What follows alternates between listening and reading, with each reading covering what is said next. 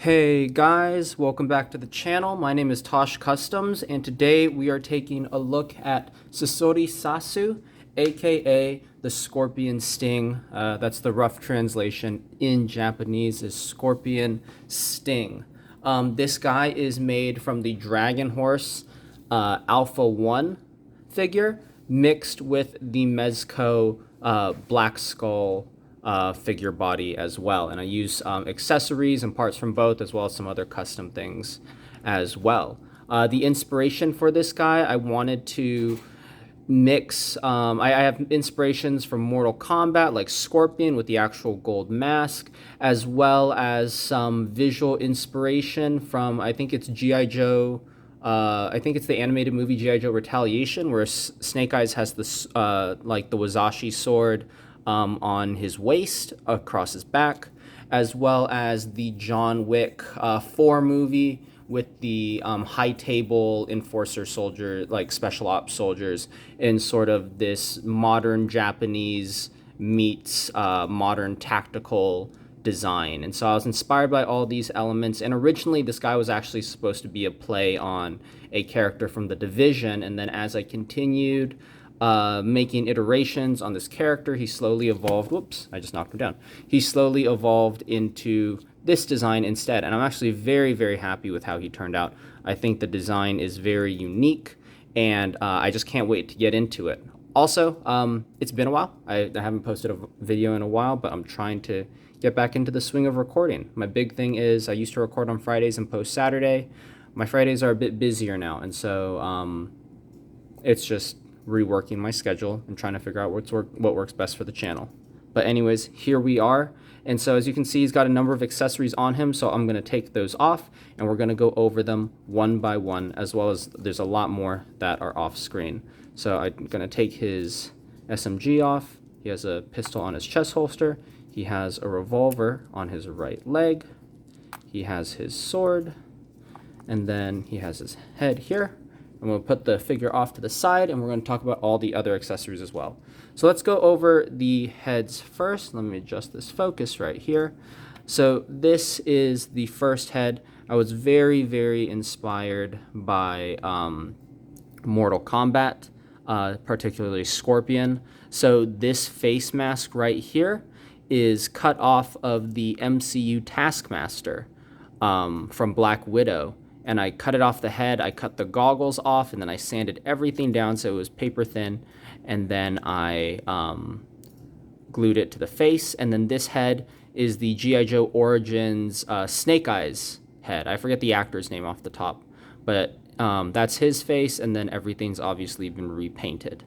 And so the mask here is done in a semi-gloss black, and then I have a sort of like a deep, like faded gold, and then over that I have this pearl gold, and so you get this really, really nice weathered look with that black base. And then obviously I picked out some extra lines with the black wash to really bring out all the little mechanical detail and hard plate detail that's in the face mask there. And then the eyes, I repainted the entire skin tone, painted the eyes in, and then took a very, very diluted black paint to create that eyeshadow effect, or that like darkened effect around the eyes. And I think that turned out really, really nicely. So that's what I did for the head. So that's the first head. Moving to the second head now. This head is from the Dragon Force figure here. I'm going to have to bring it back so that the lighting can catch the red lenses. I don't know why. The lighting, for some reason, has been working against me a lot. There we go. Okay, just a little refocus brightens it up. So we have this sort of gas mask helmet from the Dragon Force A1 figure, and it's been repainted. So firstly, the peg in the bottom has been sanded out so that it can fit on the Mezco neck. And then, as you can see here, I think I need to bring my hand against it or maybe I need to adjust my lights. Let me see. Let me bring these lights a little more forward here. Oh, there we go. Now we're getting some nice contrast in here.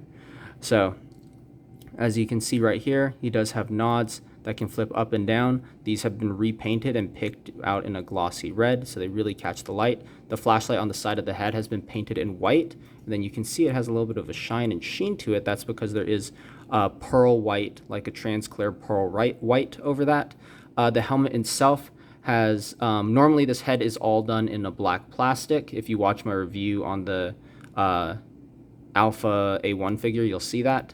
But I painted it a gray, and then I did a brown wash, and so you get these really nice brown sort of shadowing along the edges of the helmet here.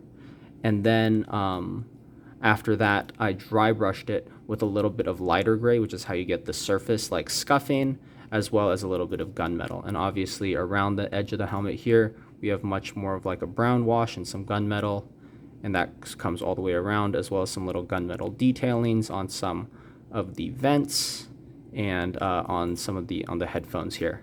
And then this gloss black on the eyes is the exact same as what came with default. And then the nods also have been picked out with some extra dry brushing. An alternative option for this gas mask is you can actually pull out this vent. If you want a single filter, you can grab this little accessory right here and just tab it into the mask, if I can find it. Sorry, it's weird through the viewfinder, but there we go. You can just tab it in, and then you can have him on a single filter instead of a double filter. So that's a little fun accessory he comes with. Setting that to the side, let's talk about hands. He has a trigger finger hand on the body already, as well as sort of like a I guess like a support hand for gun barrels.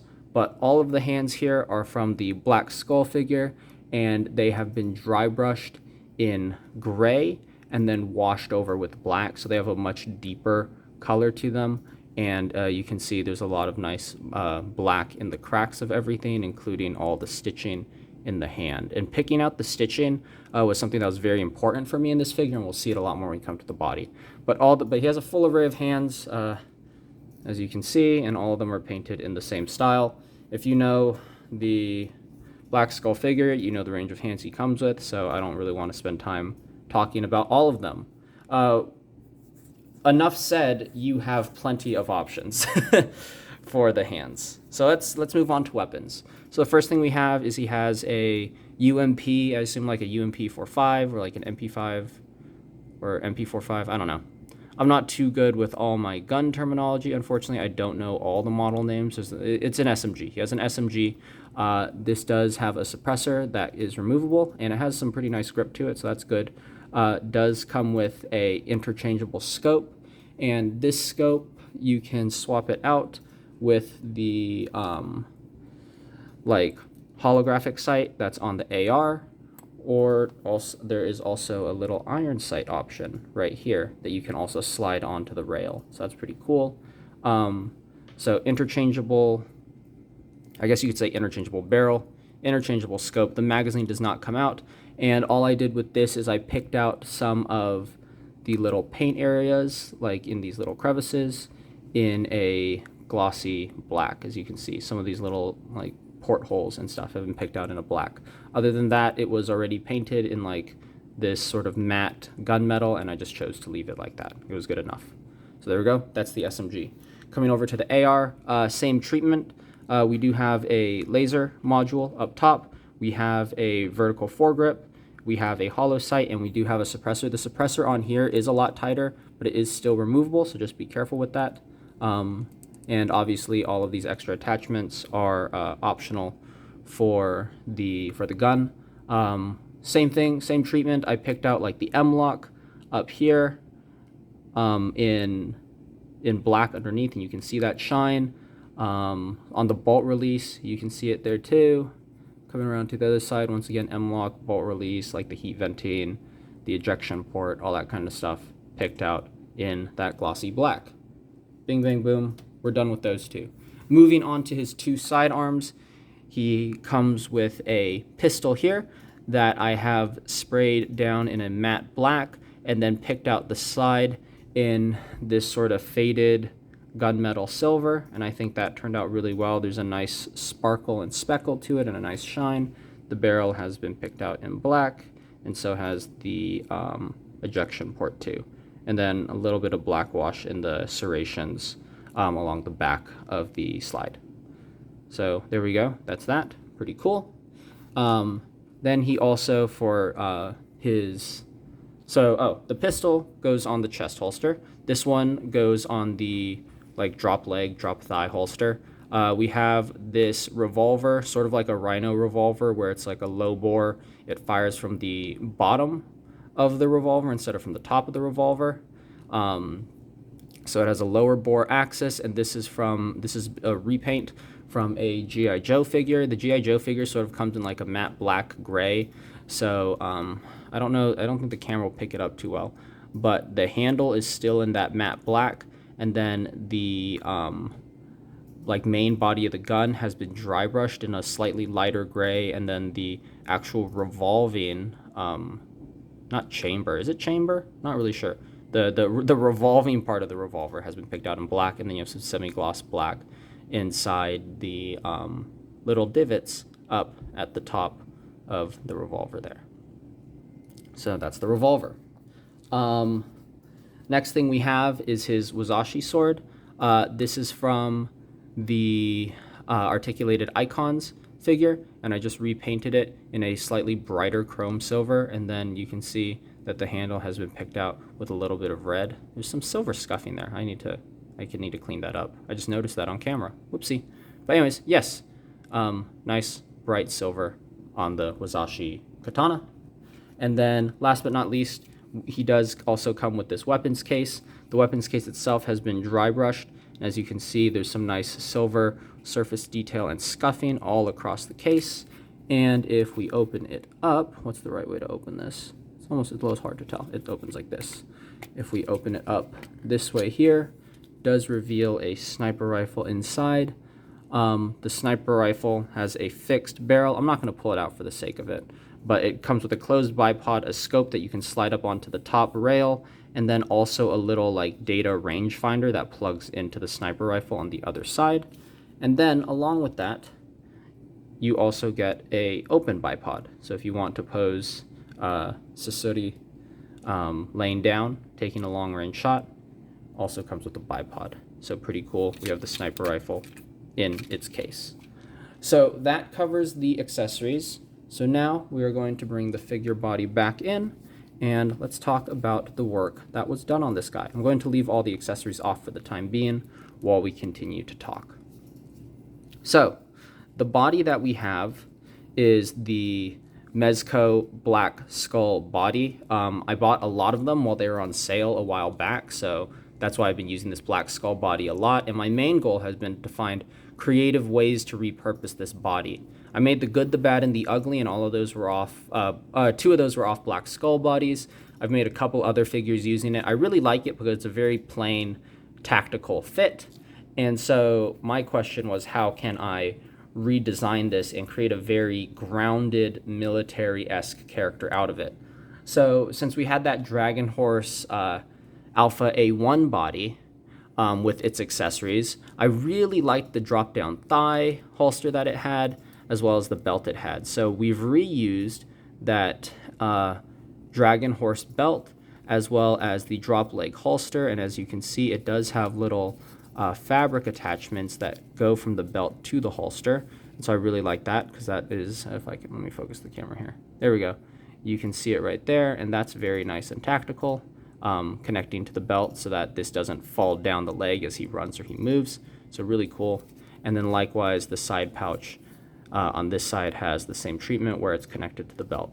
I picked the buckle out in a gunmetal, and then likewise for these little side plates, like the thigh plates, was picked out in a matte black. Before it was all just black plastic, so I had a little bit of a shine.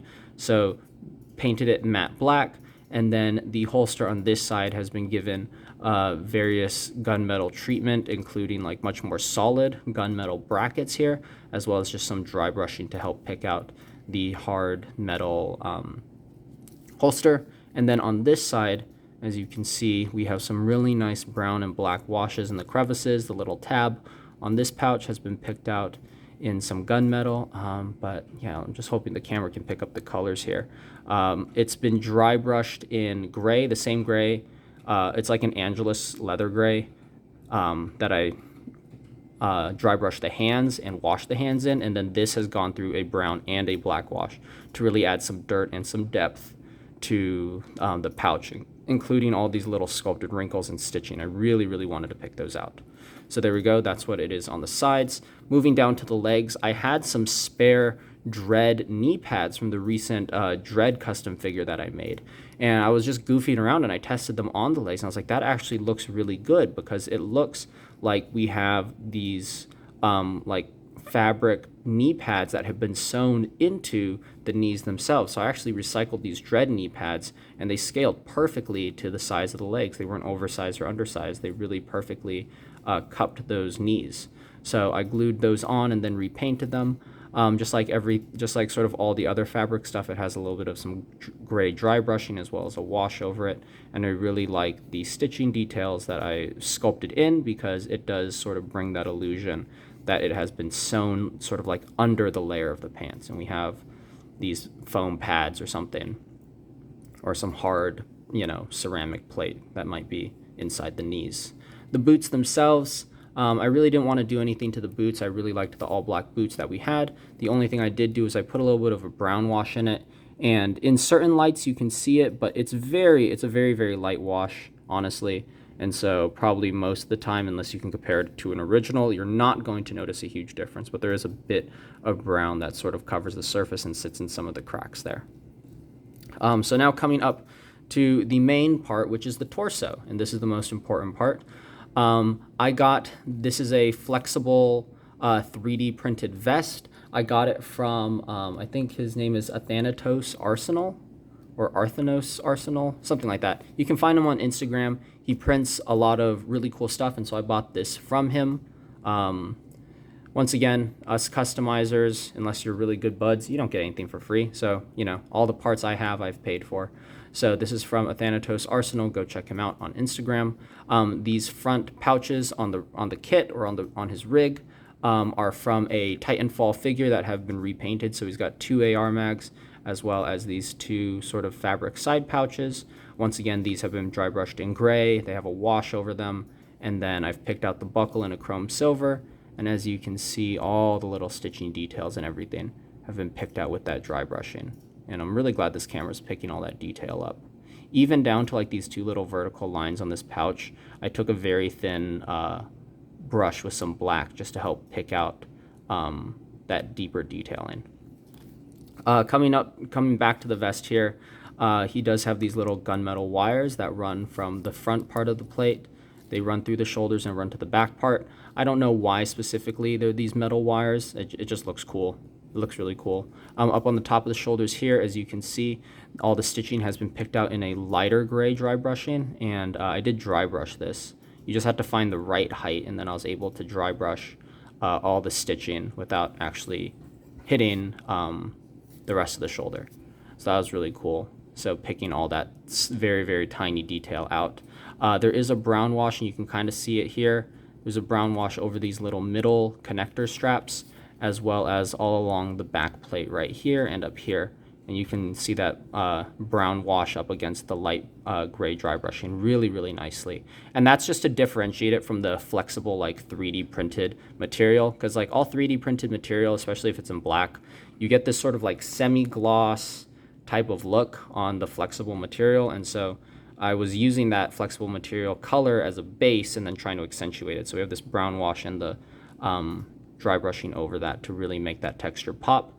And then to go along with the samurai theme, I painted all the straps coming across this vest in this like faded sort of matte red, and this is just a model color red. And so that really gives the illusion of samurai plating, which I really like. And then you also have his puffer jacket that's unzipped, and that sort of gives him just a little bit of a skirt look. And it's not obviously very, very traditional armor, but it does definitely makes nods in terms of the textures and sort of the stitch lining and the plates coming across here. So I really, really like that. Once again, all the stitching here has been picked out in a little bit of some light gray dry brushing, and you can see all that coming down there. We have this pistol holster. This is a cast pistol holster from, I forget who. It might be Custom Cave. No, I don't think it's Custom Cave. It's someone else. I am blanking at the moment, but I got this casted pistol holster as well as the casted pistol, and so that just fits right in there, and that's just glued to the chest. Coming to the back, we have the articulated icons sheath, and I've taken 2 pieces of elastic band, wrapped it around the sheath, and glued it to the back of the vest. And then that allows me to take his sword here and just slide that in like so. Very beautiful, perfect fit. We also have the thigh holster here for this nice like rhino revolver. I really like the low bore axis on these types of revolvers. It's super cool. And that slides in really nicely into the thigh as such. And then lastly, we have this hand-painted scorpion that is on the shoulder pad. This shoulder pad is 3D printed.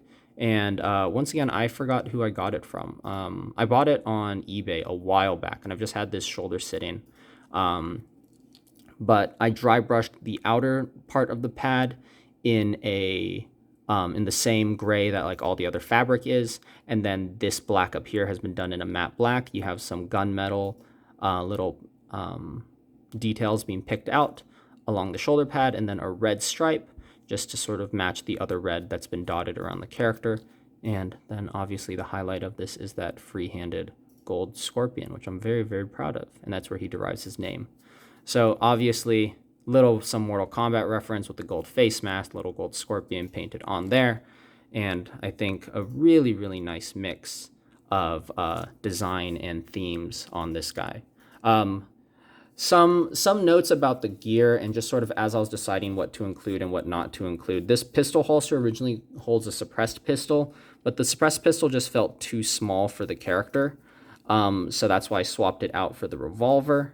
And there is some big decisions in terms of like, oh, what other gear do I want him to have? What do I not want him to have?